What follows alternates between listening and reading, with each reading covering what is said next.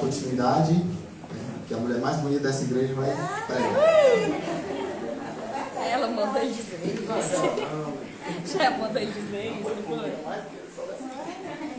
Bom dia a todos. Bom dia. Feliz sábado. Sintam-se bem-vindos na casa de Deus. As mulheres não se sintam ofendidas. Mas hoje nós vamos falar, como o hino já introduziu muito bem, sobre perdão. Quem quer sair daqui com todos os pecados perdoados hoje? Pronto, agora os irmãos vão se ajoelhar, colocar a testa no chão e ouvir a pregação nessa posição. Os seus pecados serão limpos. Será? Tem gente que já está dizendo que eu saio daqui pecador, porque não ia conseguir ficar nessa posição. Mas tem uma coisa que nós podemos fazer para nos ajudar a buscar esse perdão. É estarmos atentos à mensagem que será pregada, abrir o nosso coração para que o Espírito Santo fale a nós, manter a nossa mente conectada com a mensagem. E se nós entendermos a mensagem que Deus trouxe hoje, através desse sermonário da Semana Jovem, que está se encerrando hoje, com certeza nós entenderemos o significado do perdão. Nós buscaremos esse perdão e assim, facilmente, só pedindo a Deus, na posição que você estiver, seus pecados serão perdoados e nós sairemos daqui limpos, sem pecados. Amém? Pode colocar o slide, Jefferson. O tema de hoje é 2.500 vidas. Parece estranho, né? Eu achei que ia falar sobre uma tragédia em que 2.500 pessoas tinham morrido. Mas, na verdade, uma única pessoa ia perder essas 2.500 vidas. E ao longo do sermão nós vamos entender. Pode passar. Vamos abrir a nossa Bíblia em Mateus, capítulo 18. A partir do versículo 23. Vamos estudar uma parábola hoje.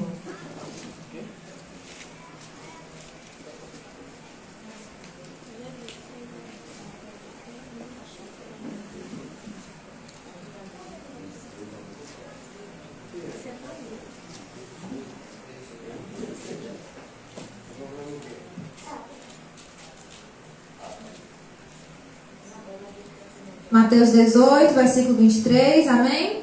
Amém. Pronto, diz assim, a parábola do credor incompassivo, né? Por isso, o reino dos céus é semelhante a um rei que resolveu ajustar contas com os seus servos. E passando a fazê-lo, trouxeram-lhe um que lhe devia 10.000 talentos. Não tendo ele, porém, com que pagar, ordenou o Senhor que fosse vendido ele, a mulher, os filhos e tudo quanto possuía, e que a dívida fosse paga. Então o servo, prostrando-se reverente, rogou: sê paciente comigo e tudo te pagarei. E o senhor daquele servo, compadecendo-se, mandou-o embora e perdoou-lhe a dívida. Amém. Vamos parar aqui. Não vamos continuar, né? Geralmente se continua a parábola e fala-se que Deus nos perdoou e nós devemos perdoar os outros. Hoje a reflexão vai ser diferente. Nós vamos parar aqui, nesse devedor que foi perdoado. Passa, Jefferson. Há alguns anos, essa revista Galileu, uma revista bem conhecida, publicou sobre 8 razões pelas quais o perdão faz bem para a saúde, né? E ele citava algumas. Dizia que perdoar alivia o estresse, reduz a pressão arterial, fortalece o sistema imunológico. Todo mundo ganha fazendo as pazes. Nós sabemos que o perdão faz bem, né? Todo mundo sabe que o perdão faz bem. O padre Fábio de Mello disse uma vez que perdoar é jogar fora o lixo que jogaram em você. Então, quando a gente não perdoa, é como se o lixo continuasse em nós, né? Então, quando eu perdoo alguém que me fez mal, que colocou o lixo em mim, eu estou só descartando o lixo no lugar certo. Então, faz bem para todo mundo. Tem outra frase conhecida, que diz que somente os fortes têm a capacidade de perdoar. Quem disse isso foi Mahatma Gandhi. E ele não era cristão. Não era cristão.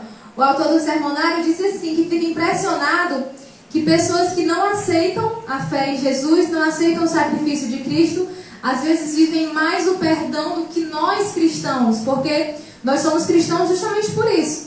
porque nós entendemos o sacrifício de Cristo, nós aceitamos o perdão dos nossos pecados, né? E assim, isso baseia-se no cristianismo. Mas às vezes pessoas de fora, como Mahatma Gandhi, têm um entendimento maior do que nós que nos intitulamos cristãos, né? Mas sabe o que acontece, na verdade? É que no fundo, nós não queremos perdoar. Nós sabemos que o perdão faz bem, que melhora a pressão, que alivia o estresse, que outra frase conhecida diz que não perdoar, guardar rancor, é tomar veneno e esperar que o outro morra, né? Então perdoar seria a gente abrir mão disso, mas a gente não quer perdoar, porque perdoar significa perder. Como se você estivesse no embate com alguém e quando você perdoa, você abriu mão daquela disputa. Você perdeu, né? Perdoar é fracassar. Na nossa mente, nós entendemos assim, em primeira instância. Ninguém quer levar desaforo para casa. A gente diz, né? Eu não levo desaforo para casa. Ou seja, eu não perdoo. Falo mesmo. Eu tenho vontade, eu falo. Eu solto. O escritor famoso, né? C.S. Lewis disse que todo mundo diz que perdão é algo bom, até precisar perdoar, não é verdade?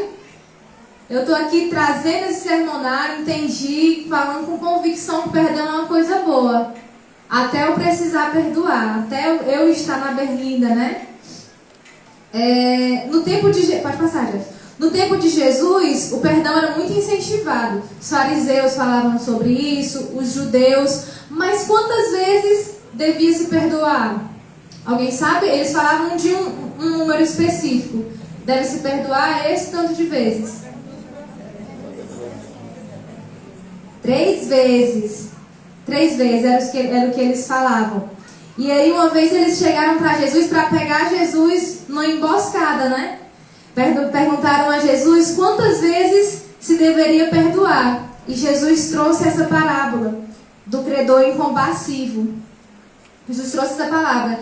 E como nós falamos, né, nessa parábola, que nós usamos muito hoje ainda atualmente, esse devedor, ele devia 10.000 talentos a um rei. Pode passar, Jefferson.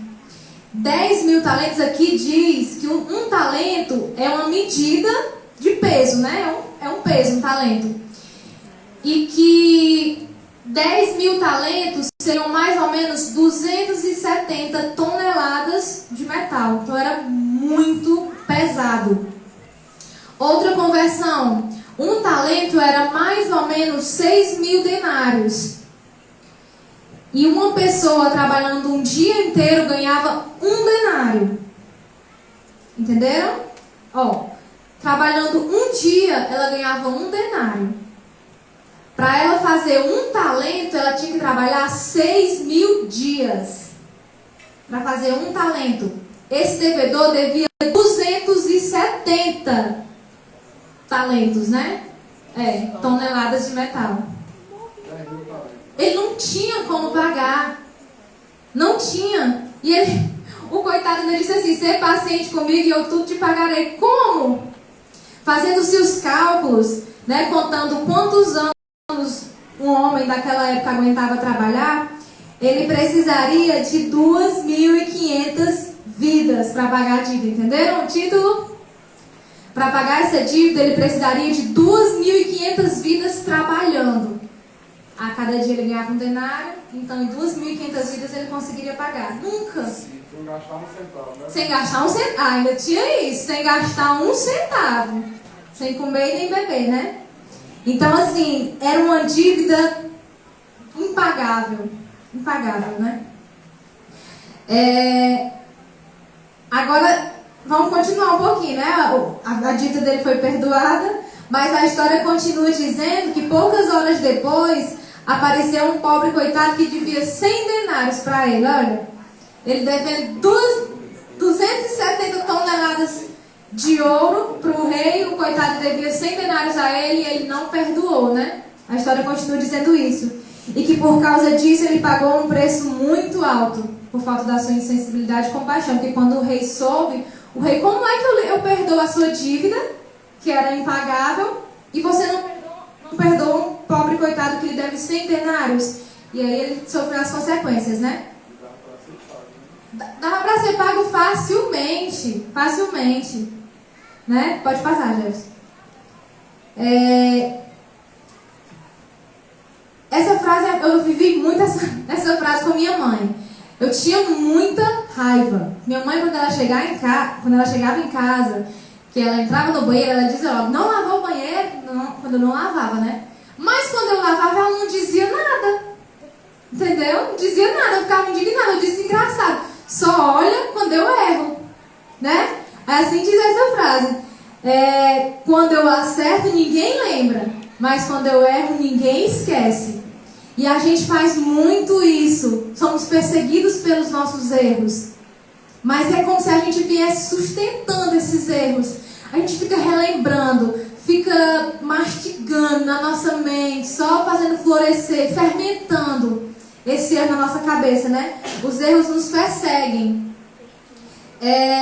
Os nossos pecados, o autor traz essa frase, eles acabam se convertendo em dívidas morais. A gente começa a se achar errado quando a gente peca, né? O erro, ele, como eu disse, o erro ele persegue a gente começa a se achar errado moralmente. Não estamos mais corretos.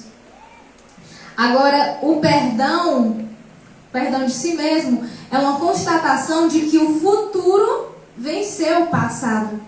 Aquele passado pôde ficar para trás, né? É como se a gente estivesse colocando a esperança na frente do fracasso. Sempre que nós perdoamos é assim.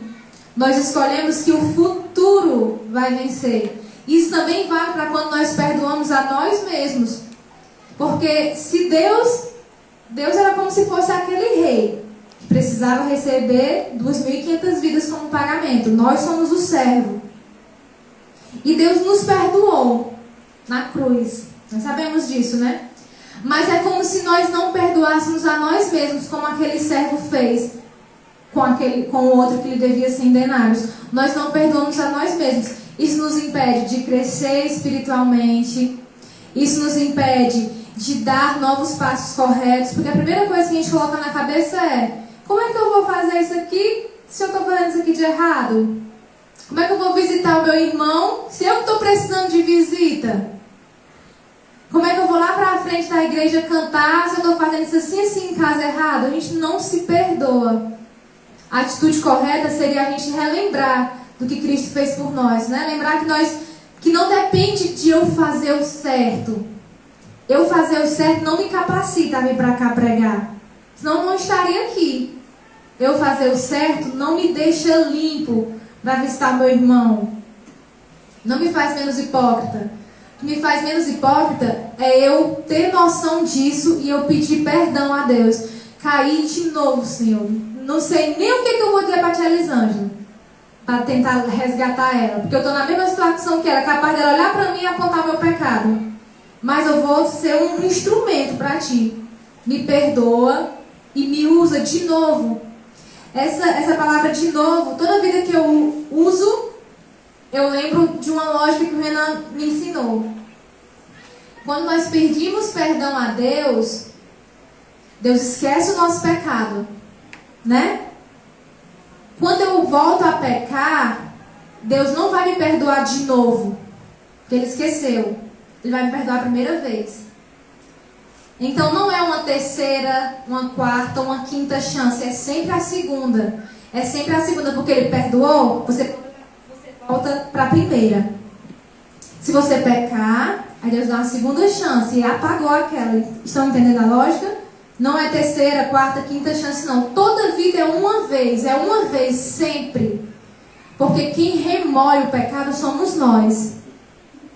Nós ficamos remoendo, Satanás nos acusa, mas Deus nos perdoa. Pode passar, Jefferson.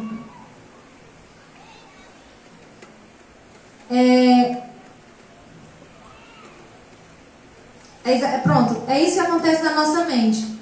Como a gente tende a olhar para o que nós conhecemos, quando a gente peca, a gente espera um castigo, né? Mas quando nós pecamos, Deus quer dar perdão e não castigo. Vamos ler o texto de 2 Coríntios 1, versículo 3 e 4.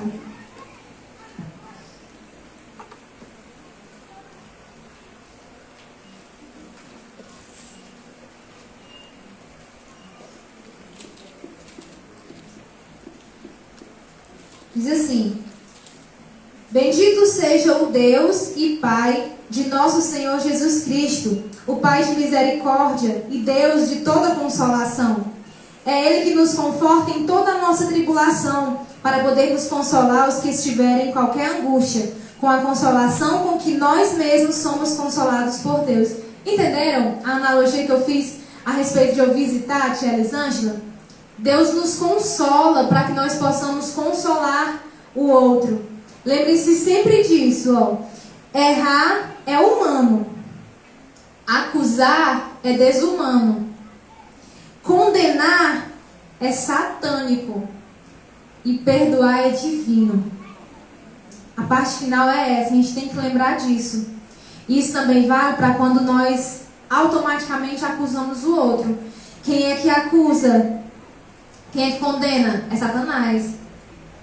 Né? Então, quando nós apontamos o dedo, acusamos e condenamos, nós estamos servindo a Ele. Mas perdoar é divino, vem de Deus. Como o texto fala, Deus ele quer consolar, quer nos consolar, quer nos fazer bem, nos deixar nos sentindo bem. Não quer que aquele peso fique nos mastigando, nos fazendo nos sentir sujos. Aqui diz assim,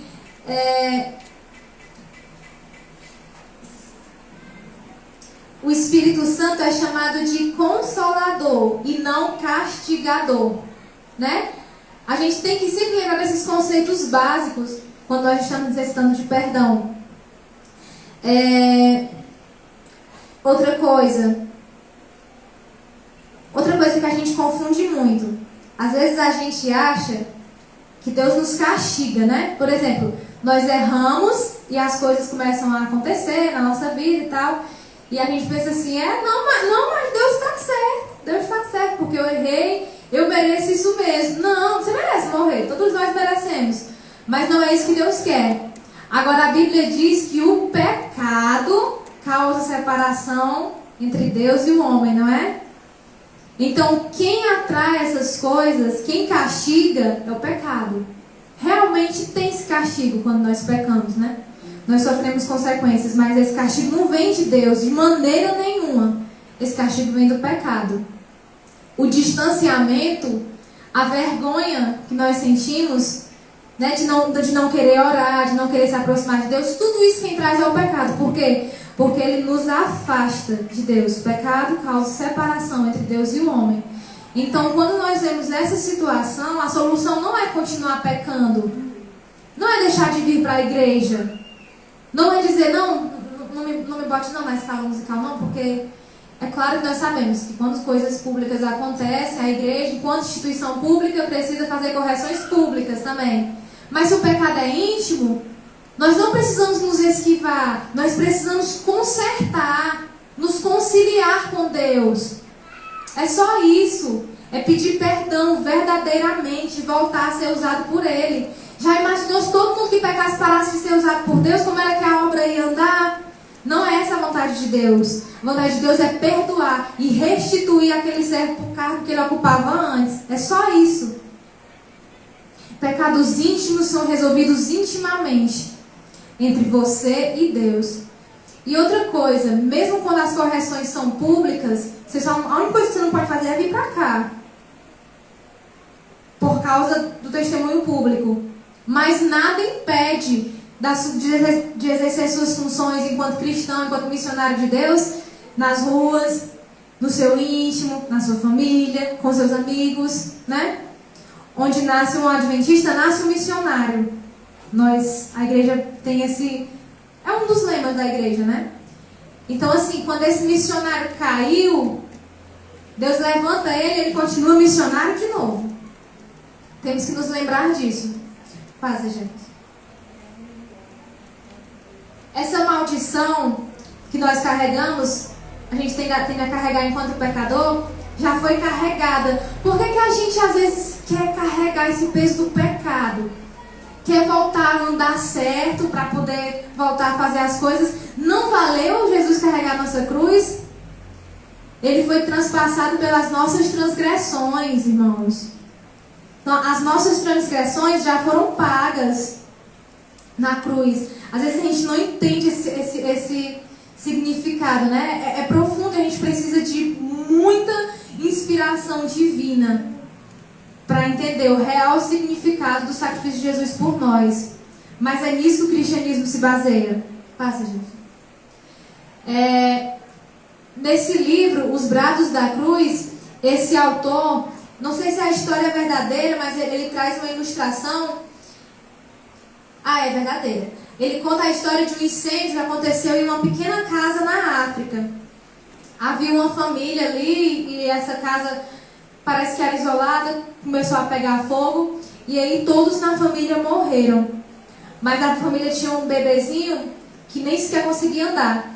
E no meio do incêndio, os vizinhos, né, ficaram olhando, porque não tinham coragem de se aproximar, mas eles viram que o bebê ele foi tirado de dentro da casa por uma pessoa, não se sabe quem foi colocado num lugar seguro e essa pessoa fugiu, né, em meio à fumaça, mas o bebê escapou com vida, o bebê foi salvo. E aí todo mundo começou a dizer, foi um anjo que tirou essa criança, não permitiu que a criança morresse, essa criança deve ter algo de especial. Os vizinhos começaram a falar, né? E quando eles chegaram a essa conclusão, todo mundo queria criar a criança. Todo mundo queria criar a criança, porque dizia que a criança era especial, já que um anjo veio tirar ela do meio do incêndio.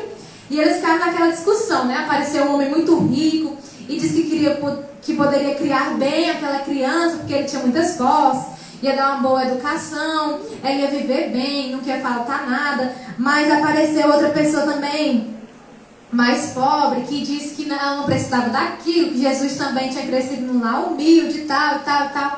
E aí, enquanto eles discutiam lá, apareceu um homem comum, imperceptível, né? Assim, no meio dos outros. E ele disse, eu acho que eu tenho o direito de ficar com essa criança. Todo mundo olhou para ele, ninguém conhecia. E as pessoas perguntaram, por que você diz isso? Quem é você para dizer isso, tal. A única coisa que ele fez foi mostrar as mãos queimadas. Então ele tinha tirado a criança do incêndio. E na hora que ele mostrou as mãos, sem ele falar nada, todo mundo entendeu que ele tinha direito sobre aquela criança. Né? Vocês entenderam aonde eu quero chegar? Jesus tem direito sobre nós. Satanás não pode acusar o nosso pecado. Jesus mostra só as mãos para ele. É meu, eu faço o que eu quiser. E eu escolhi perdoar. E assim é para nós também. Os nossos pecados não podem continuar nos afastando de Deus. É todo dia pedir perdão. Passa, Jefferson. Assim como aquele homem que arriscou a vida e acabou queimando as mãos, né, para salvar a criança, Jesus arriscou tudo por você. Não foi só a vida, né, a vida que ele teve aqui na terra. Se Jesus temeu, né, naqueles momentos de aflição, ele pediu a Deus que, se fosse possível, aquele cálice fosse passado dele. Então, ele tinha medo, porque ele se sentia longe de Deus, né? Então, Jesus abriu mão da segurança que ele tinha, abriu mão do contato com Deus, de ver o Pai dele todos os dias. Então, não foi só a vida que ele teve aqui na terra. Se fosse só a vida, Jesus teve uma vida humilde, não seria um preço tão grande, mas ele abriu mão de tudo por nós, como aquele homem, né? Ele arriscou tudo e perdeu por nós. Então, o preço foi pago. Nós precisamos entender isso. Às vezes a gente tem dificuldade. Vou falar outra coisa antes para as coisas ficarem melhor conectadas. Porque eu marquei aqui, às vezes eu me perco. Hoje a gente vê muito nos livros de autoajuda o contrário, né? Eu vou contar aqui um exemplo de uma amiga minha. Ela às vezes é bem ríspida. Assim, ela fala uma coisa mesmo na lata, sabe? Uma vez um paciente pediu desculpa a ela. Eu até disse que ia fazer isso, mas depois desse sermão não vou mais. O paciente distratou ela e tal, pediu desculpa e ela disse, eu não desculpo. O senhor vem aqui, fala o que quer e depois pede desculpa e fica tudo bem. As coisas não são assim não. Aí eu fui perguntar a ela, mas mulher, tu fez isso, tal. Ela disse, Pâmela, eu sofri muito com depressão.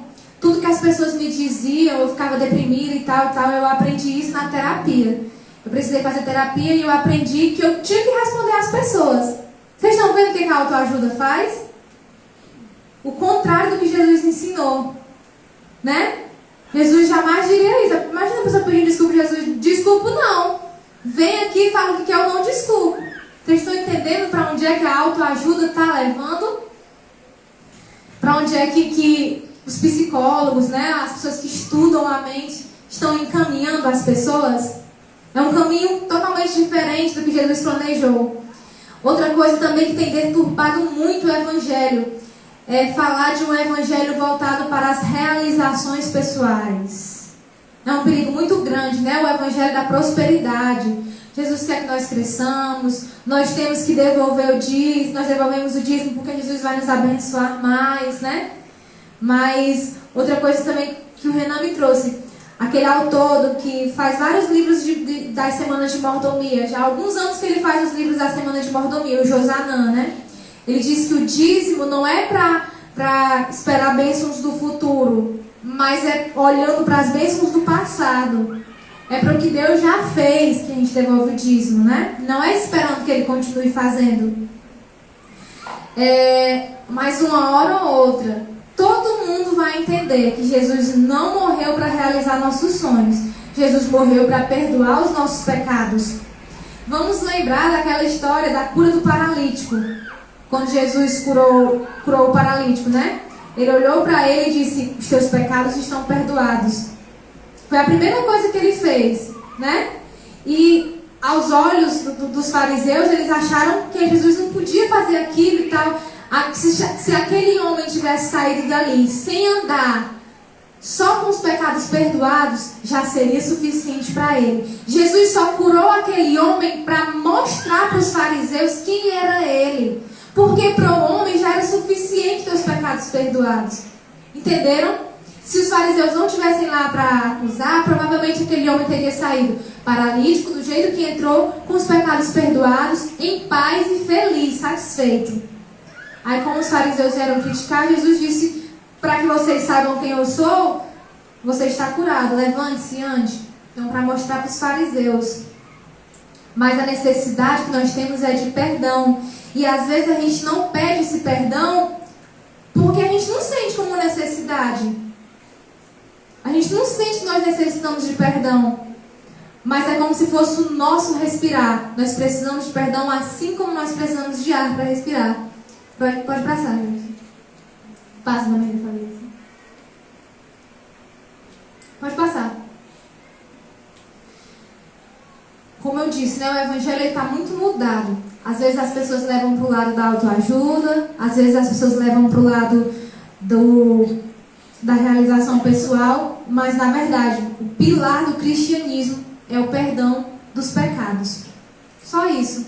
Se Jesus voltar e nós estivermos com os nossos pecados perdoados, nós seremos salvos completamente. Não importa o que a gente fez em todos os anos anteriores, mas naquele dia, se os nossos pecados estiverem perdoados, nós subiremos com Ele. Por quê? Porque o sacrifício dele vai ter valido a pena por nós, né? Mas eu quero que os irmãos entendam que não é pelo que nós fazemos. Nós não podemos fazer nada em termos de ações para ser perdoados. Nós só precisamos crer que o sacrifício de Jesus é suficiente. Só isso. Que nos restitui. Que nos faz limpos de novo para continuar. Pode passar, gente. Aqui diz isso, né? Você errou. Freud explica, mas é Jesus quem perdoa. Também uma outra colega minha, ela teve umas crises de ansiedade e tal, quando começou a faculdade, foi para psicóloga e ela disse a coisa mais absurda que eu já ouvi. Disse que ela tinha essas crises porque ela não tinha relações sexuais. Ela já tinha idade para isso, já tinha mais de 20 anos, e que talvez se ela começasse uma vida ativa, ela ia, né, abstrair e tal, e alguns desses problemas dela seriam resolvidos. Gente, uma profissional falou isso pra mim, um colega. Não tem como ser mentira, ela fazia tratamento na própria faculdade que a gente fazia. E ela disse: tu já pensou, Pamela, se eu disser pra minha mãe que ela tá pagando uma psicóloga para dizer isso aí pra mim? A mãe dela é bem católica. Então é isso que se diz lá fora, as coisas são invertidas. Mas hoje, o apelo desse sermão, essa semana jovem inteira trouxe temas que hoje serão encerrados com esse pensamento. Nós não continuamos sujos, como nós achamos. O sangue de Jesus nos limpa perfeitamente. Nós precisamos nos libertar das amarras do julgamento. Parece que enquanto eu estou falando aqui, todo mundo vai começar a se sentir limpo, né? E a briga vai ser quando chegar lá fora. Quando as pessoas começarem a acusar. Ai, tu tá fazendo isso agora? Tu não tava não sei aonde. Ai, tu voltou e é assim, é só voltar e pronto. A briga é aí, irmãos. A briga é aí. Sabe? A briga é na mente. Mas a gente tem que lembrar sempre que quem acusa e condena não é Cristo. Cristo só perdoa. Só. E enquanto nós estivermos sofrendo o castigo dos nossos pecados, porque eu falei que, né, pecado traz castigo. Enquanto nós estivermos sofrendo os castigos dos nossos pecados, Jesus, na forma do Espírito Santo, que é o Consolador, Ele nos ajuda a passar por esses momentos. Basta a gente pedir. Jesus não faz nada que a gente não peça. A gente precisa pedir. Na parábola que nós estudamos hoje, nós vimos que o homem teve o equivalente a 2.500 vidas de trabalho, né? A dívida dele era impagável. Assim como a dele é o nosso débito, né? É como se nós devêssemos essas 2.500 vidas também. Mas assim como o rei fez e perdoou, uma vida de bilhões, não é nem de milhões, não foi a vida de milhões, foi uma vida de bilhões que pagou a nossa. Uma única vida valeu por essas 2.500. Então o sacrifício de Jesus, o que Ele pagou, apaga os nossos pecados, nos restitui, né? Como eu falei, o perdão de Deus nos dá a oportunidade de ter uma nova vida, uma nova mente, novamente. É a nossa primeira vez hoje. Nós aceitamos a segunda chance e nossa dívida foi zerada. Nós estamos começando hoje, do zero. Todos nós, a tia Cira, que está com mais de 30 anos aqui, a Rose, a aluna, que tem pouco tempo de batismo, todos nós estamos começando hoje. Eu falei que se vocês estivessem atentos à pregação, se estivessem com a mente aberta e o coração, o Espírito Santo faria essa conexão nossa com Deus e Jesus perdoaria os nossos pecados. Do jeito que vocês estão aí, sentados, seus pecados foram perdoados. Amém. Se foi isso que vocês colocaram no coração de vocês. Deus está muito feliz. E todo mundo vai sair daqui hoje santo. Amém. Diferente dos outros. Diferente. Isso não vai apagar as acusações, né? Não vai baixar os dedos que vão levantar para nós. E principalmente, a luta vai estar aqui ainda na nossa mente. Mas você tem que lembrar, você foi salvo. Você é salvo. Jesus perdoou os seus pecados. Comece, só continue andando. Não comece de novo, porque como eu disse, foi apagado, né? Comece agora, de hoje, a primeira vez. O Renan vai cantar agora. E eu queria que você fizesse uma oração como perdoado que você é, como salvo. Converse com Jesus, aproveite agora que seu coração está limpo, você está se sentindo de bem com Ele. Converse com Ele, faça essa conversa agradável, se entregue e saia daqui uma nova criatura, diferente do que você entrou. Feche seus olhos e medite na letra dessa canção.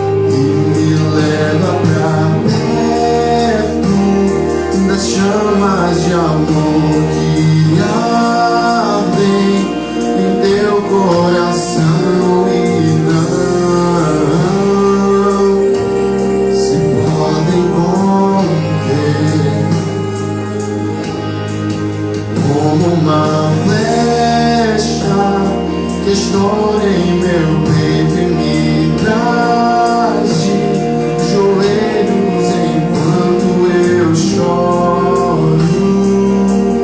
Venha ao meu coração,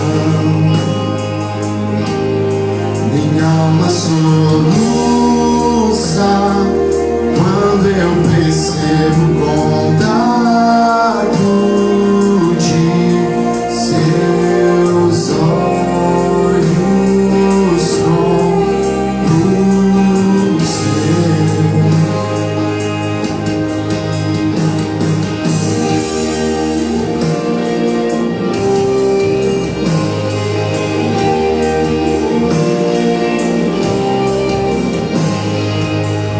Como pode me amar, Deus, sabendo que eu diria, sabendo que eu me frustraria?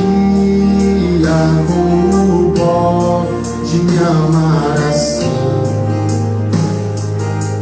E como pode me amar, Deus, sabendo que eu te culparia pelo que não foi como eu queria? Como pode me amar assim? Como pode me amar, Deus, sabendo que eu me fecharia quando você quisesse entrar? Como pode me confiar e ainda me pega quando estou caindo e me abraça, quando estou chorando e segura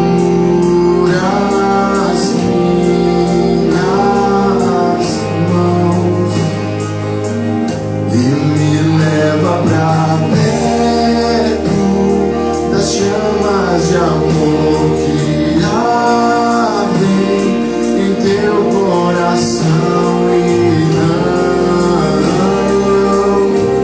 se podem conter. Como uma flecha estou em meu peito e me traz de joelhos enquanto eu choro. Venha ao meu coração, minha alma soluça quando eu percebo o contato de seus olhos com os meus.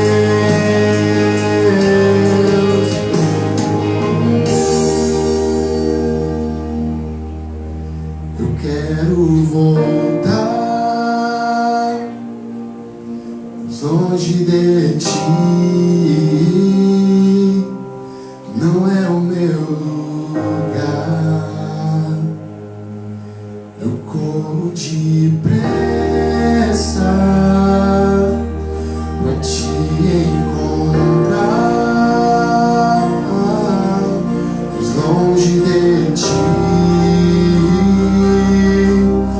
não é o meu lugar.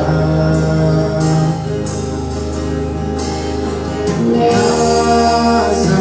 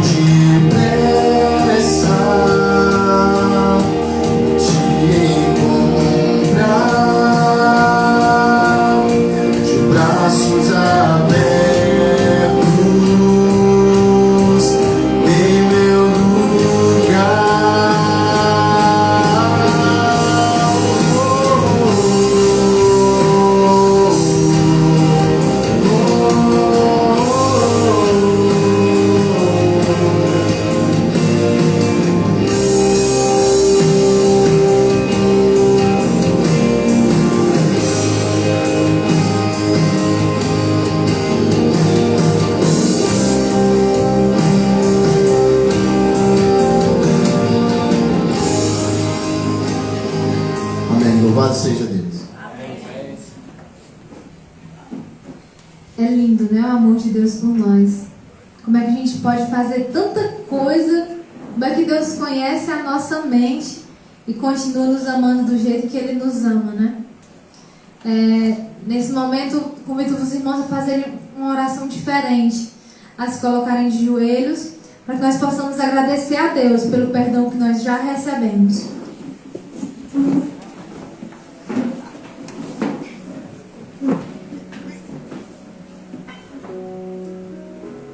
Pai Santo, Pai querido, louvado seja Tu, Senhor, para todo sempre, pelo sacrifício que o Senhor fez por nós, por ser tão misericordioso, por ser tão bondoso, por nos amar tanto, Senhor, por nos amar da forma como a gente não entende.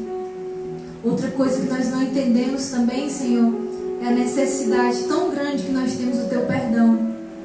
Nós não conseguimos entender, nossa mente é pequena, é fechada. Mas hoje nós conseguimos aprender um pouco mais sobre esse assunto. Hoje nós aprendemos que nada pode nos separar de Ti, somente o pecado. Mas o Senhor é perdoador de pecados. O Senhor é especialista em fazer as pazes conosco. E hoje nós nos reconciliamos, nós fizemos as pazes. Nós dissemos para Ti que começamos uma nova vida agora. Uma nova mente, novamente. E nós Te pedimos que dessa vez nós sejamos ainda mais fortes, porque nós aprendemos com os nossos erros. Nós olhamos para o passado e nós vemos cicatrizes, feridas que não nos machucam, mas que lembram do que nós passamos. E nós aprendemos com essas situações. Nos fortalece, Senhor, nos dá sabedoria, nos dá competência para não cair lá de novo. Mas também, Senhor, coloca na nossa mente que uma vez que nós viemos a cair, isso não nos deixa no chão, porque o Senhor é especialista em nos levantar. Abraça o nosso coração, Senhor. Obrigada por nos sustentar, por nos guiar. Obrigada por essa semana jovem. O Senhor preparou temas especiais todas as noites. Nós não poderíamos encerrar com um tema diferente. Obrigada por calcular tudo perfeitamente, por ter nos trazido aqui quando nós não queríamos. Mesmo chegando atrasado, o Senhor nos trouxe no momento certo, no momento específico e crucial para Te adorar. Obrigada por todas as chances que o Senhor nos dá. Continua no nosso coração. Que esse sábado seja um sábado deleitoso, um sábado novo nessa nossa nova vida. Continua conosco, nos fortalece a cada dia. Que nós possamos ser bênçãos na vida dos outros, assim como esse sermão foi na nossa. Nós oramos e agradecemos a Ti em nome de Jesus. Amém, Senhor.